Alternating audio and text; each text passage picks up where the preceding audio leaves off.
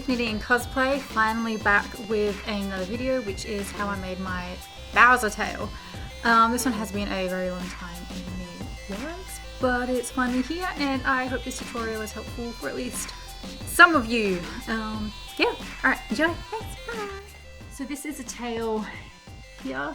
I covered it in fabric. I wanted to have like a wastelandy kind of vibe, so that's why I covered it in like a ratty fabric. I did end up putting a little bit of extra foam here just to help how it sits, because when you do start putting fabric and scales on it, it does add a decent amount of weight depending what you use. This pleathery stuff that I used, yeah, it added some weight unfortunately, but it's not too heavy. So you can see it moves pretty good still. And you can see a little bit, that's what it looks like underneath. So you can see a little bit of the fabric there. It just needs that to still move fine. It's just trial and error with the fabrics. Start at the end with your scales and work your way up. You just add them where you need, fill them in where you need. Make sure they don't get stuck on themselves or each other, or if you've got spikes, make sure they don't get stuck there. Yeah, so again, it's just like just a normal belt. That's how it fastens. Does gape a little bit, but if you've got like a wig or fabric or something to cover, I haven't found a workaround for that yet, so just bear in mind it may gape a little bit from where it sits on your back or your butt. But yeah, this is your tail. So yeah, if anyone uses this tutorial and it was like helpful, please tag me. I'd love to share, I'd love to see it and share your work. Right, coolies, bye.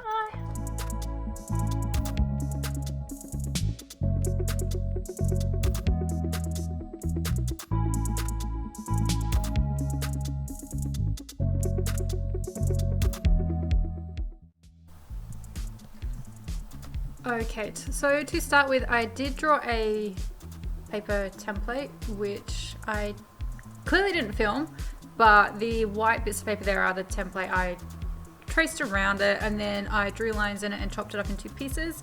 So the piece that I'm putting the paper over is actually like a piece of fabric. It's a heavy duty fabric. It's got 0 stretch in it, and that is super, super important. The fabric cannot have any stretch whatsoever. It needs to be quite durable. It's like a canvas or like a thick denim. I think this is just like a faux denim that I had here.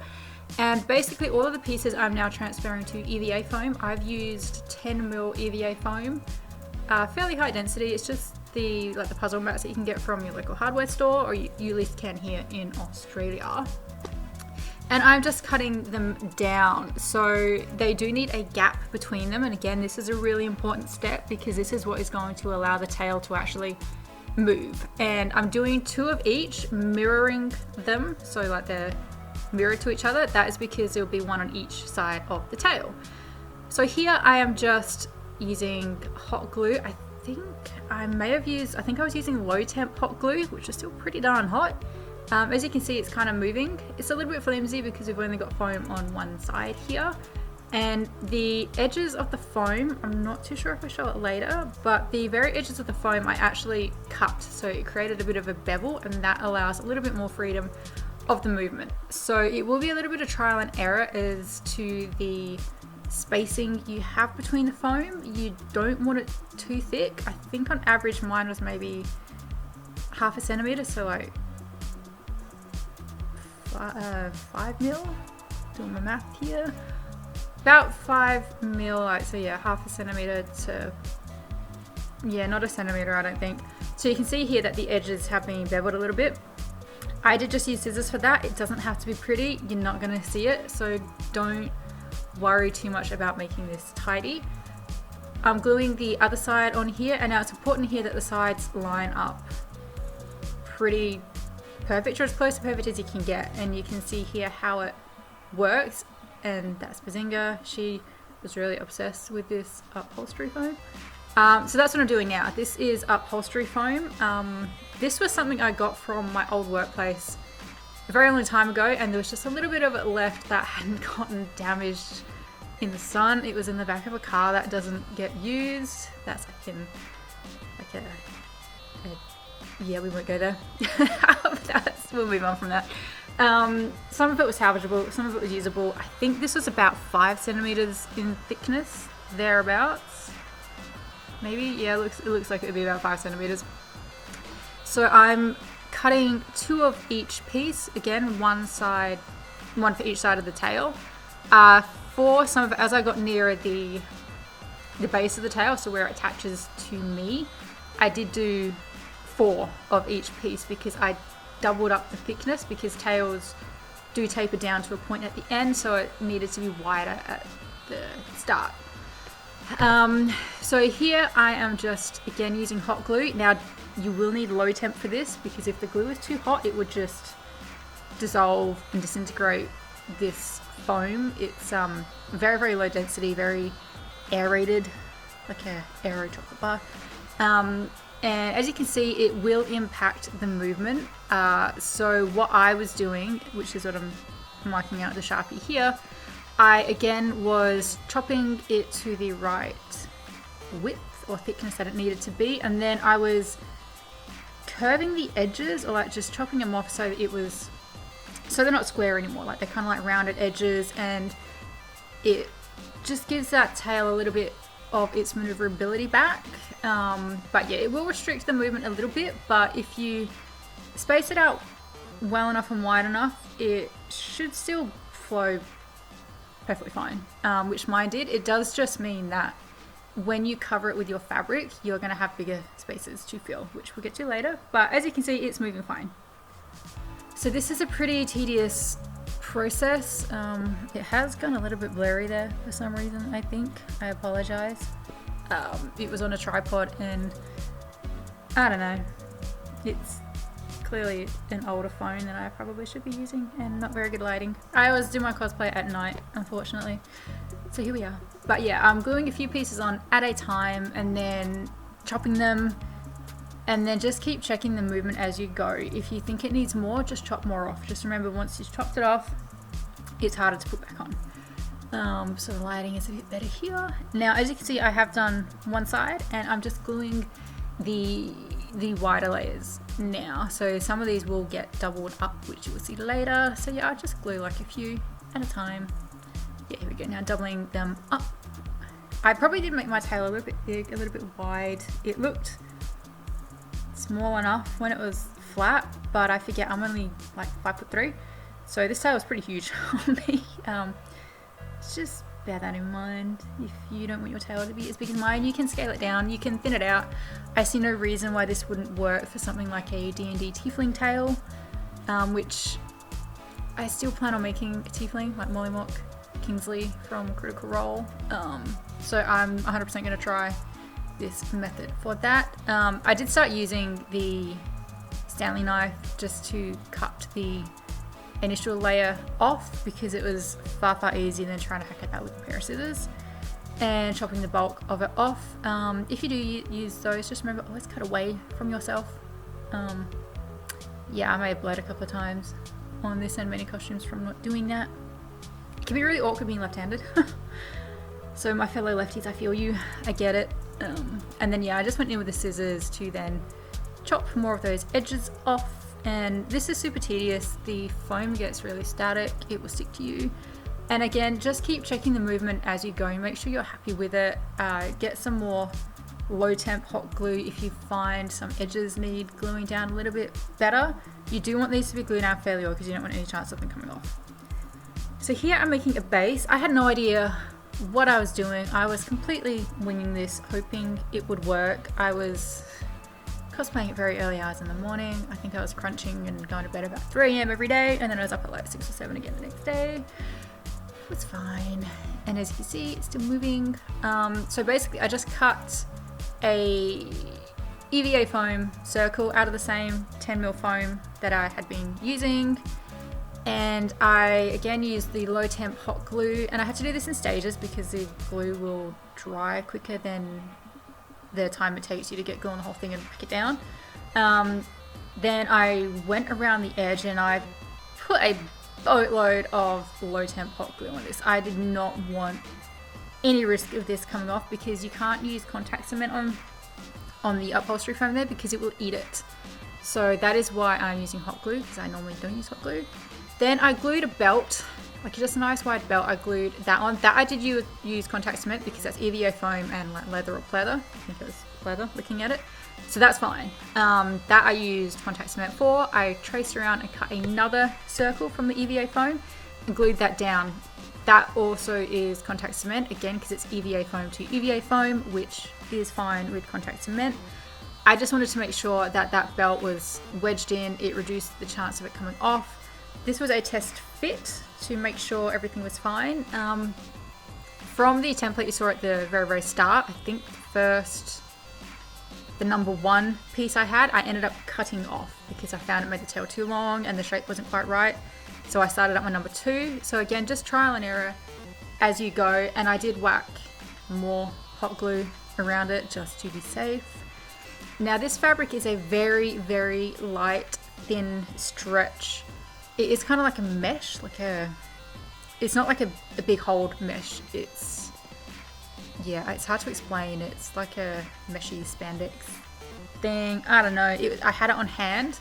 Super lightweight and super, super stretchy. And yeah, you do want your fabric for this part to be, it's basically a cover or a sock for your tail to hide that skeleton that we've made underneath.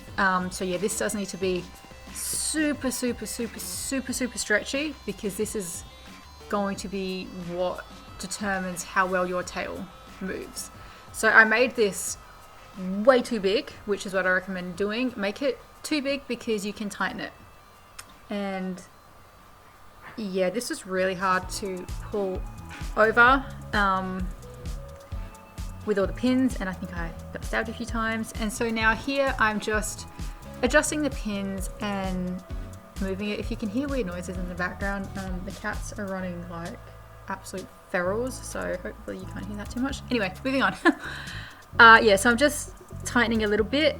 I'm doing this with the pins before I sew it, just so I know how the movement is. You may have to loosen it. As you can see, there is a lot of give in the fabric. I'm trying to make sure it doesn't have to stretch too much, because it's a stretch that's going to restrict the movement. If it has to pull and stretch itself, that's going to restrict the movement quite a bit. So yeah, the lighter and stretchier the fabric you use, the better. It's not pretty, but it's going to get covered. Because I had that fabric where I sat, I decided to keep it on there. I had intended to pull it off and sew it properly on the machine, but I did it by hand because I'm like, you're not going to see it. It's not going to be on a load. So I just did it by hand, but you could absolutely pull it off, do it on the machine, and then pull that sock back on. And then I just glued down the overlap of fabric just to keep everything coming, and just to make sure that tail sock didn't slide off or anything. And I just used the hot glue for that. Now here I'm templating out the little spiny spike things that go on the top of the tail. They go from like bigger to smaller as the tail gets thinner. The spikes get smaller and thinner as well. And again, you can adjust these as you go on once you've transferred them to foam. So just making sure they all look right, make sure I have the right number of them. So pretty much I did one per, like where the upholstery foam is for each, I don't even know what you call it, each bulbousy bit. I did one spike for that. So I just did another test fit. I think I was trying to mark out or like see what I knew of a K-pop dance routine. So just ignore my weird movements there. Clearly I was not getting enough sleep. But it moved fine. Yeah, at this point we didn't lose too much movement. And the song, for those wondering, would be Tiger Inside by Super M. And that would be Taeyong's growl bit. Anyway, so here are the spikes I'm transferring to EVA foam. Just the same 10mm thick EVA foam that I'd used for the skeleton of the tail initially. And I'm doing 2 pieces per spike. So they will be 2 centimeters, so 20mm in thickness, and they are glued together with contact cement, and then the edges need dremeling. Because I despise dremeling, like most people do, because of all the Dremel dust, I actually cut the edges of the foam off first, just to save a little bit of dremeling. It actually, I find it helps quite a bit on reducing the amount that you have to Dremel, and because you're shaving off a whole corner. And I was too lazy to plug in my proper Dremel, so I use my little tiny handheld chargeable one, and I only get about 20-30 minutes of Dremel time for that. So that did take me a couple of nights to do. And then I am just hot gluing these down. I had intended again on putting those on before I did the fabric sock, but this just seemed to work out better. I did have to cut a hole in the fabric a little bit sometimes because the glue wasn't seeping through the fabric enough and I didn't want to risk it coming off. So I was gluing on the EVA foam of this skeleton. Make sure you don't glue on any of the split bits where its movement's actually coming from, because that needs to stay moving free. So this was fabric that I actually ordered off AliExpress. I think I used 3 rolls that were about 130 centimeters or 150, I don't know, something like I think about 1.3 meters long and only about a foot wide, so 30 centimeters wide. I was going to sew these, but that was just going to be too tedious. It's going to take too long. It's going to stuff up the fabric, so I just hot glued them. I'm going to say it's probably the low temp again. I was just using low temp on this. I made the scales fairly long because where you can see the fabric is folding underneath, like that stretchy beigey color mesh. You don't want to put too much in there because, again, you want to maintain the integrity of the stretch. So you can't have everything covered because you will lose your stretch. So this like scaly pleather that I'm using is quite stiff, so it does reduce the movement a little bit, but it still had an amount of movement I was really happy with. So I was just cut out like a bunch of scales. I do a bunch of long ones and some a little bit shorter, then I do some small ones. I tried to not cut too many in one go because I wanted to make sure I could just get enough scales. I did run out of fabrics. I had to like just use scraps for the top, but that's how it looks. So you can see it's still moving kind of alright. You can kind of tell where the spaces are, but you know, from the side you can't look in. If it bends too much or people like lift your scales up, you're going to see your fabrics like under there a little bit, but you just have to have the balance of how covered you want it to be. I can do that routine better than that now. Don't judge. I was just trying to work it out in my head. I have not danced in years, clearly. But yeah, I was quite happy. And this was the final costume. So it was a gender bend human Bowser inspired by Taran cosplay with a Bang Chan twist from the Wolfgang Kingdom performance, so like the chain and stuff. And yeah, hopefully that helps anyone. If anyone has any questions, just pop them in the comments below. And yeah, I will do my best to answer.